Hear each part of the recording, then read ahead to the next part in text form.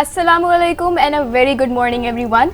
You are watching Beyond the Spotlight on BUTV, जहां हम आपको मिलवाते हैं उन लोगों से जो इंस्पिरेशन का दूसरा नाम है. They say second acts are rare, but what happens when a woman writes three at once? An entrepreneur, a fashion designer, and a TV actress, and a fearless comeback after 29 years. Joining us, a powerhouse of talent, a beloved face from Pakistan TV industry, and you might have seen her in a very recent drama and a very popular drama, which is my favorite drama, Meem Se Mohabbat, where she played a supporting character of a mother. She runs her own HR company and she's making waves in the world of fashion. Please welcome the very inspiring and talented Miss Mubina Dosal. Assalamu alaikum, Miss Mubina. How are you doing? I'm good, alhamdulillah. आप सुनाएं? I'm good, alhamdulillah. First of all, we are really grateful that you joined us today. अच्छा, start करेंगे आपकी journey का start कहाँ से हुआ? How did you start how did you step in the TV industry? Thank you for having me over. मेरा journey is a long time back story which was like about 30 years, almost 29 years. Actually acting and modeling has been my passion from the beginning. मेरा शुरू से था कि I just wanted to do different, जो कि लोग कर रहे होते हैं मैं उनके बिल्कुल अलग ट्रैक पे चल रही होती हूँ. तो at that time acting and modeling में इतना आसान नहीं था आना जितना आज के सोशल मीडिया और मीडिया टेक्नोलॉजीज़ की वजह से आसान हो गया है. So I came in 1994. 1994. Yeah. We were not even born. Yeah, maybe. 94 में I guess मेरी acting career start हुआ था, but before 92-93 में मैंने commercials and modeling start कर दी थी. TVCs में कर रही थी and I was doing the magazine topmost जो magazine उस ज़माने के थे उनके shoots वगैरह कर रही थी. And उसके बाद मैंने अपना breakthrough acting से लिया and I really enjoyed it. So मेरा वहाँ से start हुआ अपना career और उसके बाद ये था कि of course I got married. तो उस वक्त TV इंडस्ट्री में आना इतना easy नहीं था and continue करना उसको. तो फिर उस वजह से I had to give a break. और यहाँ पर फीमेल्स का है कि चाहे वो वर्क कर रही हो चाहे जो भी प्रोफेशनल लाइफ में हो, अब क्राइटेरिया काफ़ी हद तक चेंज हो गया है. लाइक मेरे ख्याल से लेकिन एक वुमेन जितनी टास्किंग एंड टैलेंटेड होती है ना वो आदमी नहीं होते. ठीक है ना, अपने प्रोफेशन के साथ अपने काम को, घर को, बच्चों को बहुत रिस्पॉन्सिबिलिटीज़ उनके ऊपर होती हैं. तो definitely I quit with that and I just had a break. But मेरे अंदर कुछ ना कुछ करने का था कि मैं बैठ नहीं सकती थी. या so after all these years like after long time I have been thinking, I have been watching TV plays and media. So मेरे अंदर एक चीज़ 4-5 years से कुछ डेवलप हो रही थी कि I still have those skills and germs inside me which can I can come up and add value and contribute something valuable to the industry. And then with my professional life in HR and as a fashion designer and housewife, mere media industry is like sort of a work balance between the both. Oh, that's amazing. Miss Mubina, acha, we've heard that, as you also shared, that you run your own HR company and you're also in fashion designing industry. So what inspired you to get involved in that industry and what is the motivation to join that? Actually I already mention that मुझे कुछ ना कुछ करने का problem था. मैं idol बैठ नहीं सकती. ठीक है ना. तो जब मैंने मीडिया इंडस्ट्री छोड़ा, आई गॉट मैरिड, तो ज़ाहिर है नहीं, आपकी लाइफ में आपके पास बहुत चैलेंजेस होते हैं to adapt yourself accordingly in laws के साथ, नए लोगों में सब कुछ होना.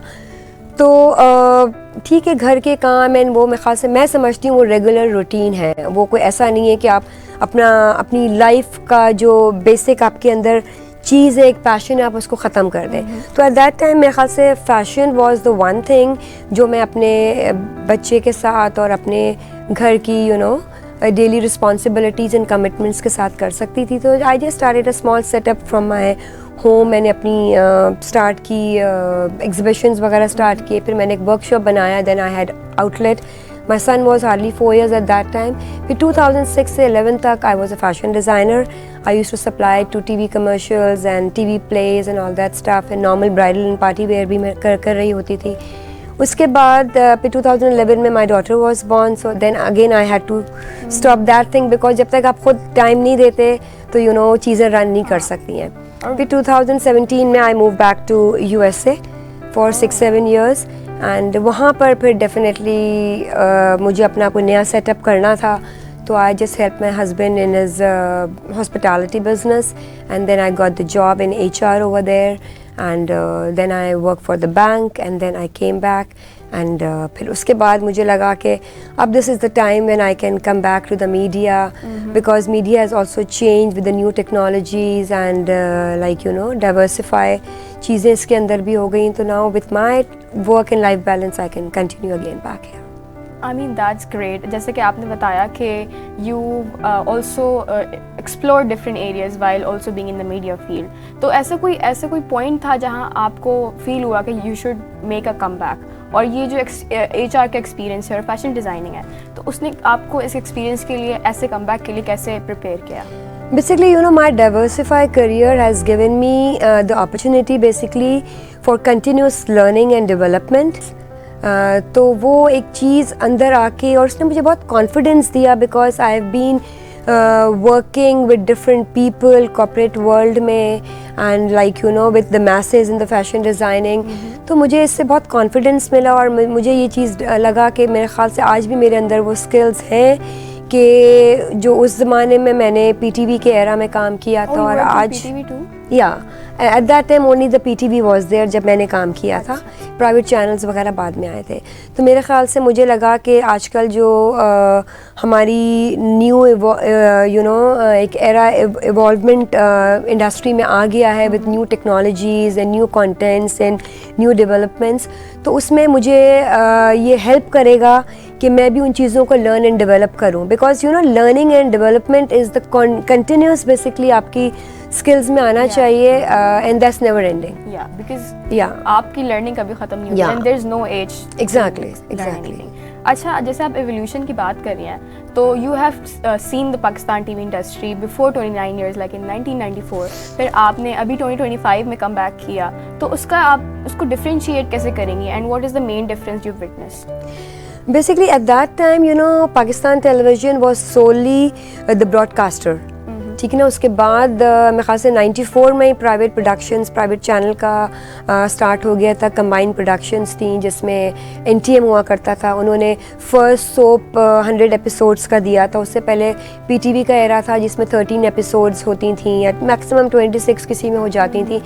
तो बेसिकली जो प्राइवेट प्रोडक्शंस हैं या प्राइवेट चैनल्स हैं उन्होंने ड्रामेटिकली एक वाइडर चॉइसेस दी हैं ऑडियंस को, और उसके अलावा उन्होंने एक रेंज ऑफ कंटेंट्स दिया है, ठीक है ना। मेरे ख्याल से प्राइवेट चैनल्स जो हैं उन्होंने एक डाइवर्सिफिकेशन लेकर आए हैं विद द ट्रेडिशनल जो हमारा एक न्यूज़ एंड ड्रामा चल रहा था ना।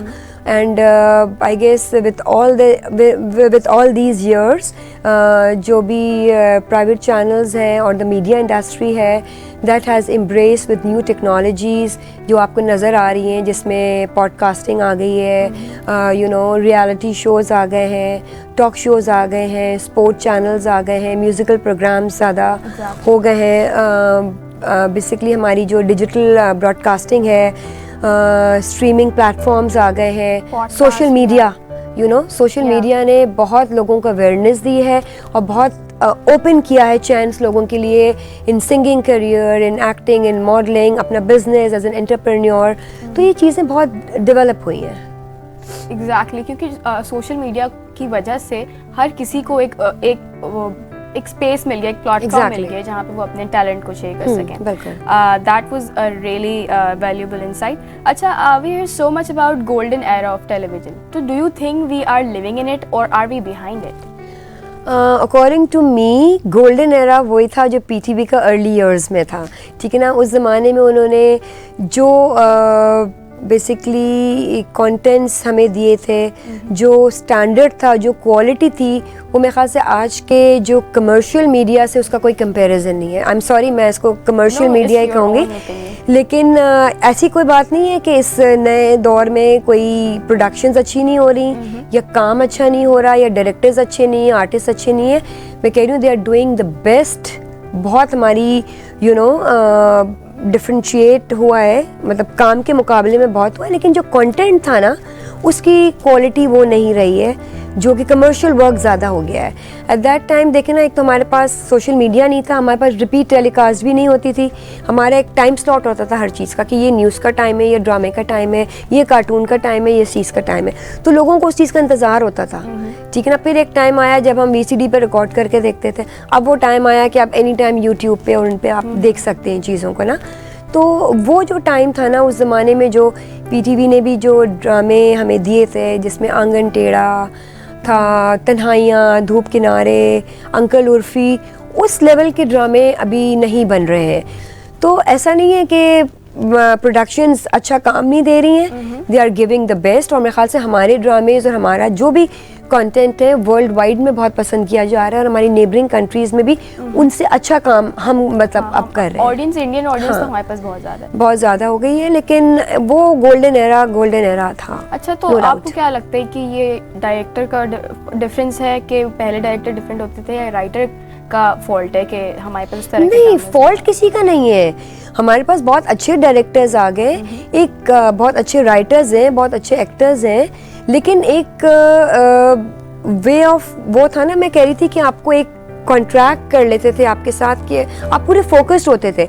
मतलब हमारे ज़माने में जब हम एक्टिंग करते थे या कोई भी हमारा प्रोजेक्ट होता था, तो हमारी एक पूरी टीम की पूरा हफ्ते एक एपिसोड से पहले कैमरा रिहर्सल होती थी, जिसको कहते थे, ठीक है ना। तो that was just inside the room, उसमें चाहे एक लाइन का किसी का कैरेक्टर हो या मेन कैरेक्टर हो, सब यूज्ड टू बी देयर, और हम स्क्रिप्ट रीडिंग करते थे, और हाँ, not one day before, a week before, या उसके बाद हम डिस्कशंस करते थे with the director, with the artist. जो यंगस्टर्स होते थे वो अपने सीनियर्स होते थे, वो उनको गाइड करते थे कि उसको कैसे लेके चलना है। फिर हम जब सेट पे आते थे, हमारा रिकॉर्डिंग डे होता था, फिर हमारी एक ड्रामा रिहर्सल होती थी, और उसके बाद कहीं जाके वो होता था। तो इतना टाइम एफर्ट अब नहीं है।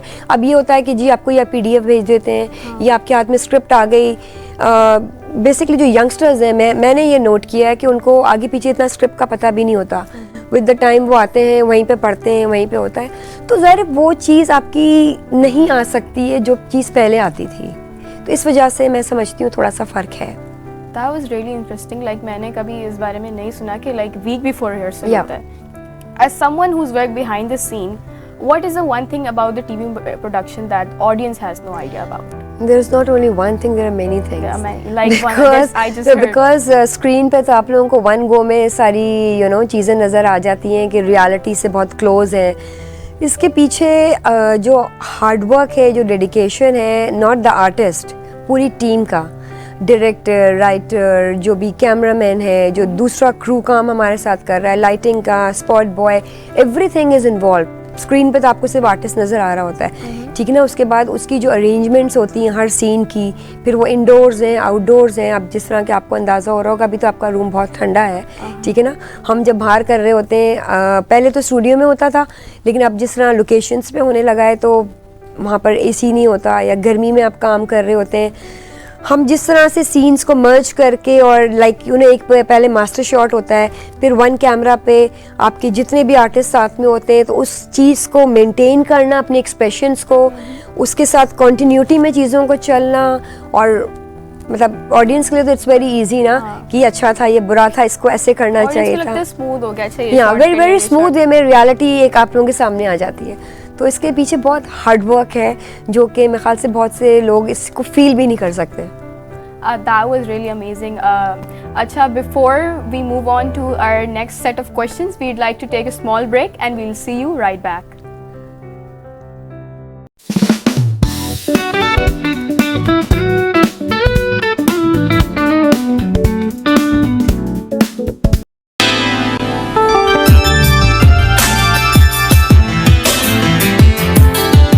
सॉरी जी, मैंने इस तरीके से आपको रास्ते में रोक लिया। बहुत अरसा हो गया था जी, आपको छत पर नहीं देखा।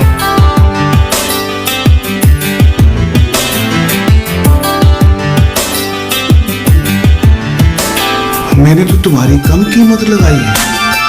चांदनी तुम मेरे सुर की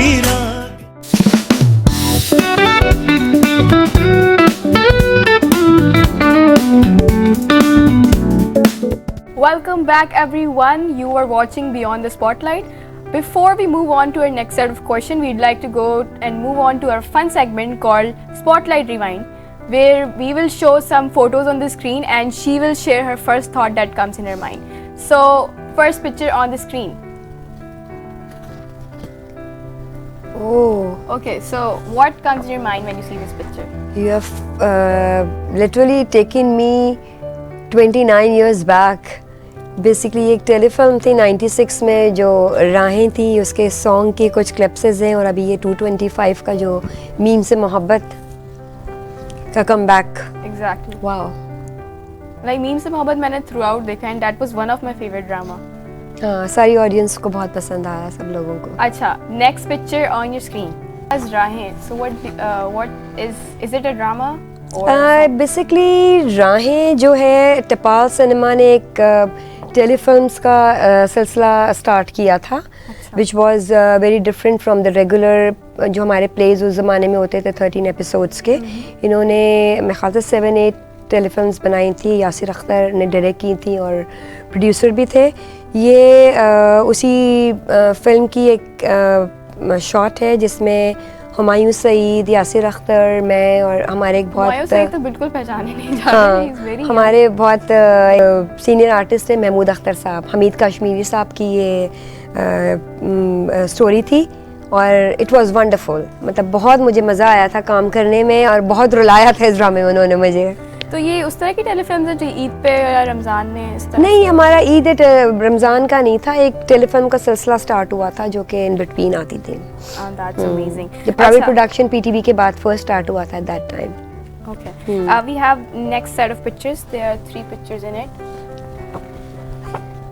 जी, ये वही है जो कि आज भी लोग इस सॉन्ग को रिकग्नाइज करते हैं. ये राहें टेलीफिल्म में एक यासिर अख्तर का सॉन्ग था चांदनी के नाम से. अच्छा. आज भी लोगों ने चांदनी गर्ल के नाम से याद रखा हुआ. मुझे मिलते हैं तो उनको ये बिल्कुल याद होता है कि भाई आपके आप साथ वही कौन हैं. है? यासिर अख्तर है. यासिर अख्तर. जी, ये सिंगर भी थे एरिड जोन के एंड डायरेक्टर एंड प्रोड्यूसर भी. That's amazing. Acha, we have one last picture. And you look so young. What's your age in this picture? Oh my goodness. That This is like I was hardly I guess 20 years old. 20 years ये जी ये PTV का मेरा second serial था पादाश. ये बड़ी एक अच्छी story थी, ये आपने बड़ा अच्छा याद दिलाया. ये 4 फ्रेंड्स की एक स्टोरी थी जिसमें आइडलाइज वो क्या करती हैं और आइडलाइज से शादी करती हैं एंड फिर उनके साथ क्या मिसहैप होते हैं. मतलब ये बताने की एक कहानी इस वक्त कोशिश की थी कि एक हमारे दिमाग में हमने एक फेरी टेल बनाई हुई होती है, एक आइडल बनाया हुआ होता है कि जी ये हमारे लिए बेस्ट है, लेकिन जब आप प्रैक्टिकल लाइफ में आते हैं तो थिंग्स आर वेरी डिफरेंट.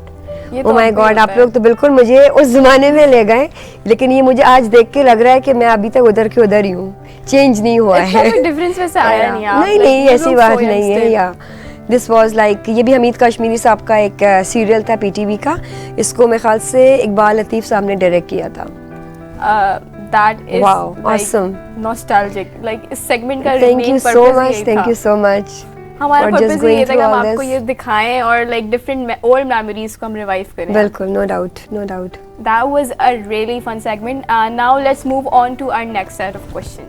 अच्छा, तो your next question is what is कोई ऐसा सीन, कोई ऐसा फन ब्लंडर हुआ हो आपके behind the scene जो आप शेयर करना चाहती हो ऑडियंस के साथ? ब्लंडर्स और फन सीन्स तो हमारे बहुत होते हैं, ठीक है ना. हम समटाइम्स नॉर्मली बोलते बोलते भी इतना फंबल कर जाते हैं कि हमारे मुंह से उल्टा सीधा निकल जाता है. पर ये पदास से पहले मेरा जो फर्स्ट प्ले था, सीरियल था पीटीवी से, दैट वाज ख्वाब सुहाने. तो उसमें हमारा, मुझे याद है, कोई सीन था, कोई गेस्ट घर में आए हुए होते हैं और उसमें शामी कबाब देने थे. तो मैं आज तक भूलती नहीं हूँ, और वो शामी कबाब हम भूल गए थे. जब सेट पर आए तो मुंह से बोल भी रहे कि शामी कबाब नज़र नहीं आ रहे. अब वो रीटेक करना था, शामी कबाब कहाँ से लाएं. तो लिटरली भागकर गुलाब जामुन लेकर आए थे और गुलाब जामुन को कबाब का शेप बना के हमने वो रखा था और स्क्रीन पे हमें बिल्कुल पता नहीं चला था. पता नहीं चला. नहीं. तो एक बहुत अच्छा एनवायरनमेंट होता है, बहुत फैमिली की तरह लग रहा होता है सबके साथ काम करके. एक बहुत अच्छी चीज़ रहती है हम लोगों की. तो अब ऐसा होता है कि आप वन टेक में कर लेती हो या अब भी? नहीं, वन टेक नहीं होता. पहले ज़्यादा आसान था क्योंकि हमारा उस वक्त 3 कैमराज होते थे ना. तो एक यहाँ से शूट कर रहा है, एक यहाँ से शूट कर रहा है. अब हमारा 1 कैमरा शूट होता है ज़्यादातर. तो उसमें यही होता है कि अगर 2 आर्टिस्ट हैं या 3 आर्टिस्ट हैं या 4 आर्टिस्ट हैं तो एक मास्टर शॉट वो ले लेते हैं और फिर सबके सोलो शॉट्स आने होते हैं। उसमें बाज़ औक़ात ये भी होता है कि आपके सामने वो आर्टिस्ट नहीं हो और पीछे से कोई एडी या कोई बोल रहा होता है, तो वेरी डिफ़िकल्ट है उस चीज़ को मेंटेन करना, उस इमोशंस को, उस कंटिन्यूटी को जो अपने मास्टर शॉट में दिया हुआ है, जो कि देखने में बहुत ईजी लग रहा होता है। तो बहुत सी चीज़ें एडिट में निकालनी होती हैं, तो एक बहुत टीम वर्क है इसके पीछे हर एक का, उस चीज़ को एक फाइनलाइज वे में टीवी पे प्रेजेंट करना ऑडियंस के सामने। That was really like so fun to hear about. अच्छा, मुझे आप बताएं, what's your favorite project that you have done so far?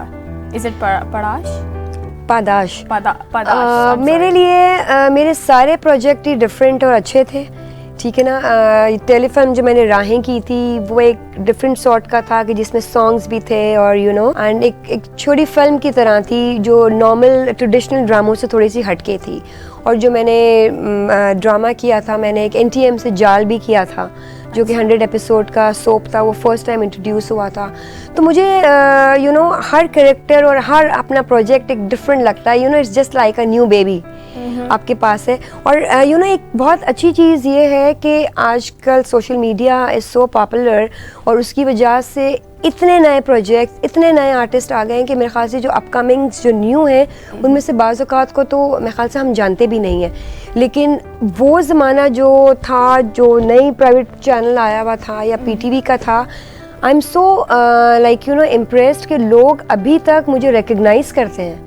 हालांकि मैंने बीच में छोड़ दिया था बहुत टाइम, अभी कुछ दिन पहले ही मीम से मोहब्बत से मुझे एक खातून मिली थी, मेरे पास आई, मुझे कहने लगी मैं आपसे आपका नाम पूछ सकती हूँ? मैंने कहा जी। मैंने बताया तो कहने लगी हाँ मुबीना डोसली है ना, मैं आपको पहचान गई। मैंने कहा जी मैं आपकी बहुत बड़ी फ़ैन थी और लोग आते हैं कि बड़ा हमें क्रश था, हमें आपका चांदनी सॉन्ग बड़ा पसंद था। मेरे मीडिया छोड़ने के बाद भी जो ये 29 ईयर्स का गैप था उसमें लोग आके मुझे रिकग्नाइज़ करते हैं और मुझे बड़ी हैरत होती थी कि भाई अब तो मुझे छोड़े हुए टाइम हो गया, कोई रिपीट चीज़ नहीं आ रही है। बट एक था उस ज़माने का जो एक बेसिकली जो भी कंटेंट होता था ना, वो लोगों के माइंड में अभी तक मेरे ख्याल से है, वो चीज़ें निकली नहीं है। दैट इज़ सो होलसम, जब आपके फैंस आपको अप्रोच करते हैं और आपको पहचानते हैं आपकी वर्क की वजह से, तो बहुत एक ऑनर फील होता है। अच्छा, अगर बात करें कि कुछ जूनियर्स हैं who is very aspired to get into the TV industry, तो आप यंग टैलेंट को क्या एडवाइस देंगे कि how do you step in और what qualities you should have? मेरे ख्याल से स्टेप इन सबको करना चाहिए अगर आपके अंदर वो पैशन है एक्टिंग का या मीडिया में किसी भी चीज़ को। सिर्फ मीडिया में in front of the camera तो चीज़ें नहीं होती ना, बिहाइंड द कैमरा भी बहुत सी चीज़ें होती हैं। अगर आपके अंदर वो कैपेबिलिटी है, आप समझते हैं वो कैपेसिटी है, तो बिल्कुल आए। एंड आजकल तो बहुत PR कंपनीज़ एंड एजेंसीज़ बन गई हैं जो कि आपको अपॉर्चुनिटीज़ देती हैं, आप अपने प्रोफाइल्स उनके साथ शेयर करें, सब कुछ करें। It's very good. और मेरे ख्याल से यंग टैलेंट के अंदर बहुत एनर्जी है।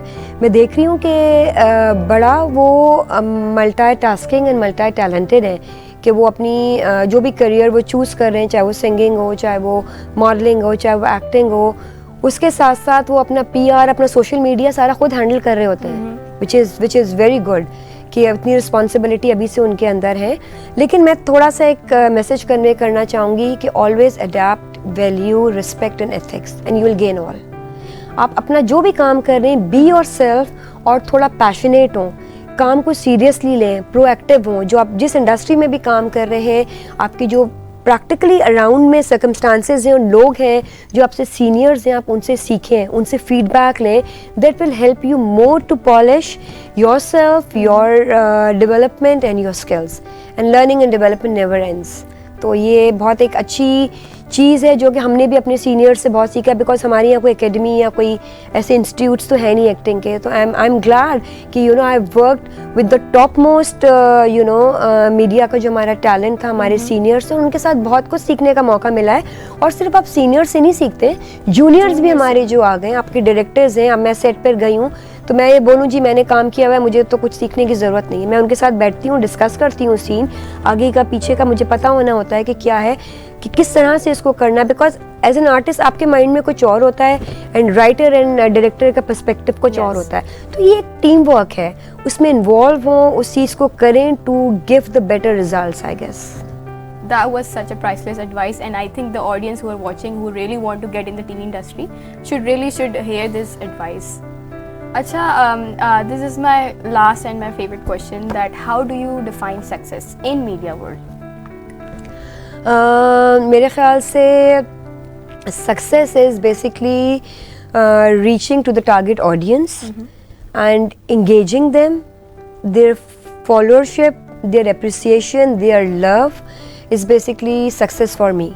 कि आप जो कैरेक्टर पोर्ट्रे कर रहे हैं, चाहे वो पॉजिटिव वे में हो चाहे नेगेटिव से मुराद ये नहीं है मतलब आपका एक्टिंग का क्या उस वक्त आपको कैरेक्टर दिया गया है, अगर लोगों ने उसको रिकग्नाइज कर लिया, ठीक है ना, और उसको लाइक किया, अप्रिशिएट किया, दैट्स द मेजर थिंग. देखें, अगर मैं कोई कैरेक्टर पोर्ट्रे कर रही हूँ तो मैं अपने आप को तो नहीं पोर्ट्रे कर रही ना, मैं उस कैरेक्टर को कर रही हूँ. अगर लोगों ने उसको अप्रिशिएट कर लिया तो मेरे लिए इससे बड़ी अचीवमेंट नहीं है. और वो लोगों को याद रह जाए, exactly, they start to hate. देखें, वो हेट करें या लव करें, उन्होंने रिकग्नाइज किया ना, ये मेन चीज़ है कि आपने उनको वो चीज़ कैरेक्टर बता दिया कि ये इम्पैक्ट है इस कैरेक्टर का. हाँ, लेकिन सोशल मीडिया में आजकल थोड़ा सा क्राइटेरिया चेंज है कि आपकी कितनी इम्प्रेशंस हैं, कितना आपका फॉलोअर्स हैं, कितनी लाइकिंग्स हैं, उसको उस हिसाब से टैकल करते हैं. तो which is good, like people are doing great. That's amazing. And that brings us to the end of this amazing conversation. और आज की कहानी में हमने सीखा that it is never late to chase your dreams and passion, and you should not be hesitant to explore different areas. जैसे कि miss Mubina हमारी इंस्पिरेशन है, जिन्होंने हमें सिखाया कि it is okay to explore different domains of the field. Just before you go, we would like to give you a small souvenir from Bahrain University, and we hope you like it. Thank you so much. Thank you, Bahrain University. And before I go, I must say again, thank you to all the young talent who is here, you as a host, behind the camera. और मुझे बड़ी खुशी हो रही है कि हमारे पास कोई प्रोफेशनल इस वक्त नहीं है behind the camera भी और back as a direction भी. तो it's a very great opportunity the university is giving to the youth और especially the media studies BU TV department. I'm thankful to you all for having me over. Thank you so much for joining us today, and we are really honored to have you as our guest, and we look forward to see you on screen soon. And thank you so much audience for watching. This is your host Manaila Hassan, and you are watching Beyond the Spotlight. अपना ख्याल रखिएगा. We'll see you next time. Allah Hafiz.